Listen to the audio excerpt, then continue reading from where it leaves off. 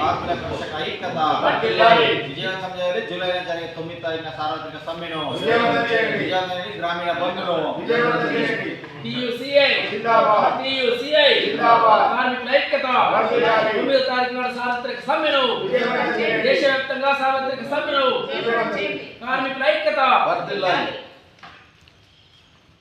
మనల్ని పరిపాలిస్తున్న నరేంద్ర మోడీ ప్రభుత్వం, బీజేపీ ప్రభుత్వం గత 11 సంవత్సరాల కిందట అధికారానికి వచ్చిన తర్వాత అధికారానికంటే ముందు ఇచ్చినటువంటి హామీలన్నీ పక్కకు పెట్టేసి 140 సంవత్సరాల కంటే ముందటి నుంచి కార్మికులు కొట్లాడి సాధించినటువంటి ప్రపంచవ్యాప్త 8 గంటల పనిదినాన్ని ఇవాళ రద్దు చేసేసి గుజరాత్ పుట్టి పెరిగిన దేశంలోనే 12 గంటలు 10 గంటలు అక్కడి యజమానులు అగ్రిమెంట్ చేసి కార్మికులను పోసుకుంటున్నారు.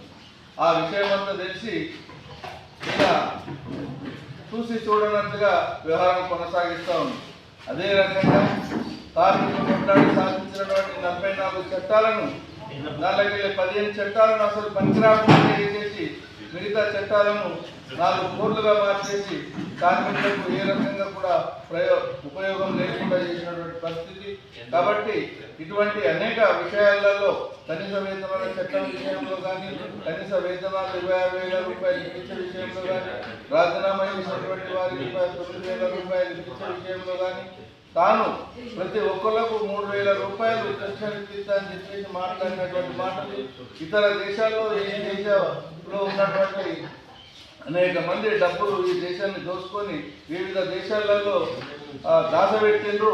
అవన్నీ తీసుకొచ్చి ప్రతి స్త్రీకి 15 లక్షల రూపాయలు పంపిస్తారని చెప్పేసి జీరో ఖాతాలు తీపించి ఇప్పటి వరకు జీరోనే తప్ప ఏమీ ఇది లేదు.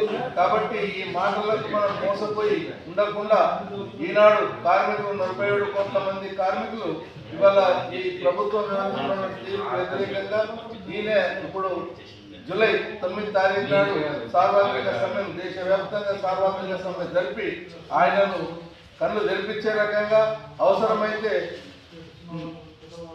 ప్రధానమంత్రిగా ఊడగొట్టే రకంగా కూడా ఆలోచిస్తున్నారు. కాబట్టి కార్మికులు దీన్ని విజయవంతం చేయాలని చెప్పేసి దేశవ్యాప్త కార్మికులకు ప్రధానంగా మన దగ్గర ఉన్నటువంటి మన జిల్లాలో ఉన్నటువంటి అందరు కార్మికులు దీన్ని విజయవంతం చేయాలి.